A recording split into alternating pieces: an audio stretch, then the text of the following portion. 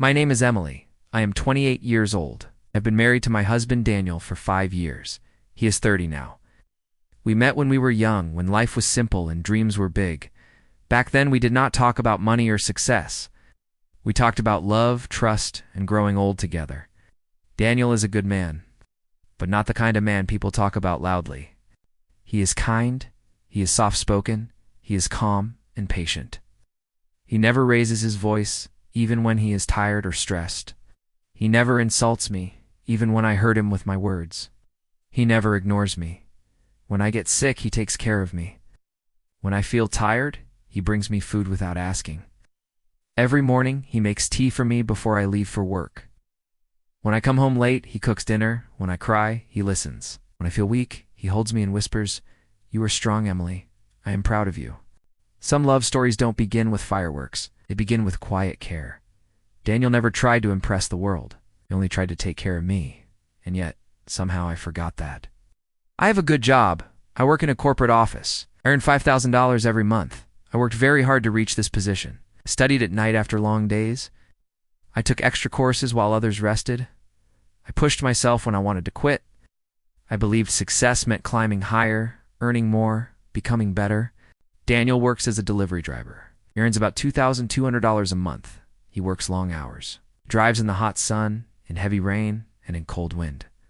He comes home late with sore feet and dust on his shirt. His hands are rough. His back often hurts, but he never complains. He only smiles and says, "It's okay, Emily. I like working."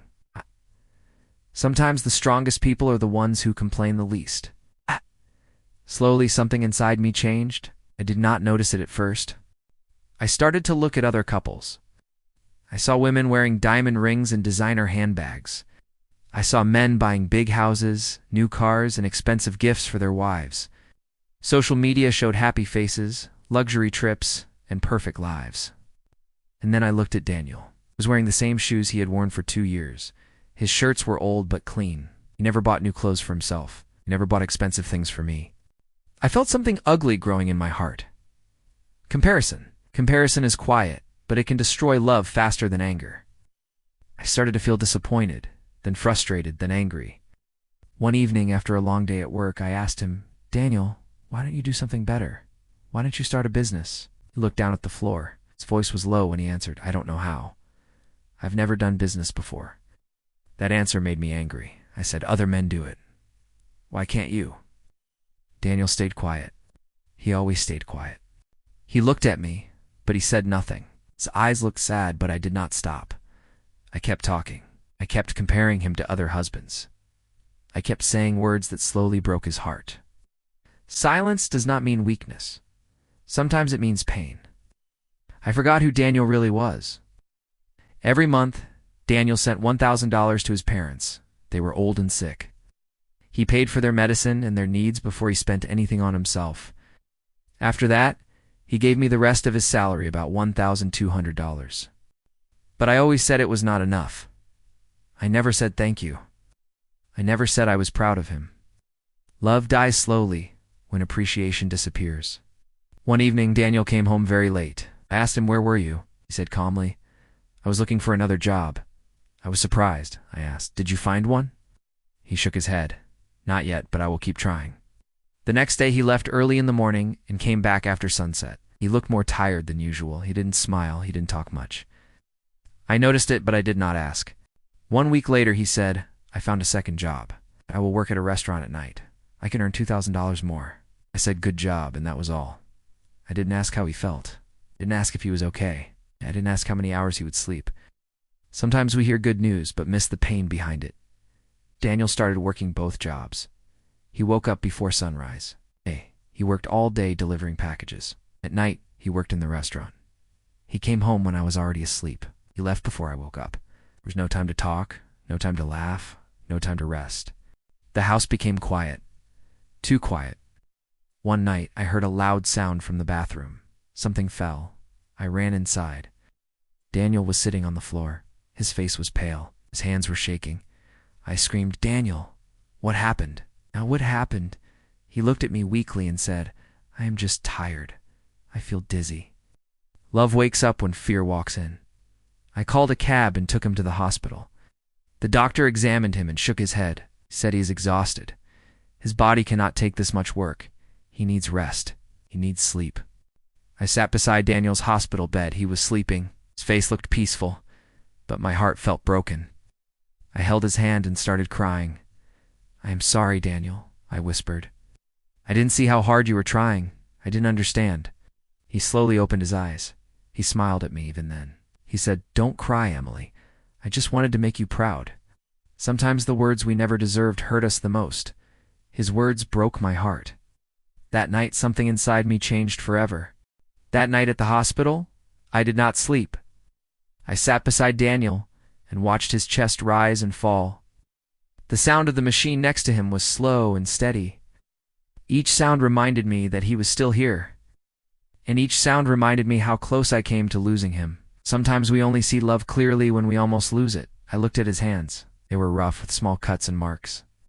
Those hands had carried heavy boxes, driven long roads, washed dishes late at night, and still held me gently when I was tired. Those hands never hurt me, not once. I realized something painful. Daniel was never weak. He was just quiet. And I mistook quiet strength for failure. The doctor came back in the morning and said Daniel needed at least 2 weeks of full rest. No night work, no heavy labor, no stress. I nodded, but inside my heart fear grew. How would we manage? How would we pay the bills? Then I stopped myself. For the first time, I asked the right question. Not how much, but how is he? When Daniel woke up, I held his hand and said, "You don't have to work so hard anymore. I don't need more money. I need you." He looked surprised. His eyes filled with tears, but he quickly looked away. Daniel never liked showing his pain. "I'm sorry," I said again. "I pushed you too hard, compared you to others. I forgot who you are." He stayed silent for a moment. Then he said softly, "I never wanted to be like other men.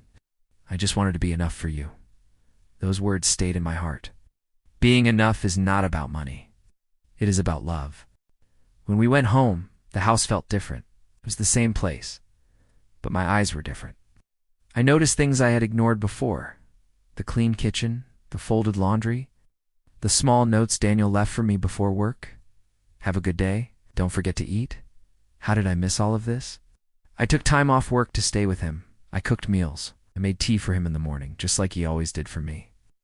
When he tried to stand up and help, I gently stopped him. "Rest," I said. "You've done enough. Love is not taking turns hurting each other. It is taking turns carrying each other." During those quiet days, Daniel talked more, because he finally felt safe. He told me how tired he had been, how sometimes his legs shook while driving, how he felt afraid he would never be good enough for me. Each word was like a knife in my heart. I told him about my fears too, how success changed me, how I started to believe money meant happiness, how I forgot the man who stood beside me when I had nothing. We cried together. For the first time in a long time, we were truly together. Healing begins when both people finally speak the truth. Weeks passed. Daniel slowly got better. He quit the night job. We sat down and talked about our future, not with pressure, but with honesty. We made a simple plan, not a rich plan, not a perfect plan, just a real one. I learned something important during that time. Peace is expensive. Daniel had always given it to me for free. Some people bring peace into your life. Don't trade them for noise. I stopped comparing him to other husbands. Stopped looking at social media like it was real life. I stopped measuring love by gifts and numbers. Instead, I measured it by how safe I felt when he was near. One evening, Daniel came home from work early. He smiled and said, "I made it home before sunset today." I smiled back and said, "That's my favorite gift. The best gifts don't come in boxes. They come in moments." Daniel never became rich. He never wore suits. He never bought me diamonds. But he never stopped loving me. He still makes tea for me in the morning. He still listens when I talk about my work stress. He still holds me when I feel weak. He still says, "You are strong, Emily. I am proud of you." And now I say it back. I tell him I am proud of him. Every day, say thank you while you still can. I see Daniel clearly now. I see a man who works hard. I see a man who sacrifices without asking for praise. I see a man who loves deeply and quietly. Daniel is not loud love, he is steady love. He is not a storm that shakes the world. He is the calm that keeps me safe. True love doesn't shout, it stays. Looking back, I understand how easy it is to lose your way. The world teaches us to chase more money, more status, more things. But no one teaches us how to protect what truly matters. If you are listening to this story and you see yourself in me, please stop for a moment. Look at the person beside you. Look at what they give you every day. Don't wait for a hospital room to learn gratitude. If you have someone who respects you, supports you, and loves you quietly, hold on to them. Life is already hard. Love should not make it harder. Daniel is my husband, but more than that, he is my home. Home is not a place, it is a person.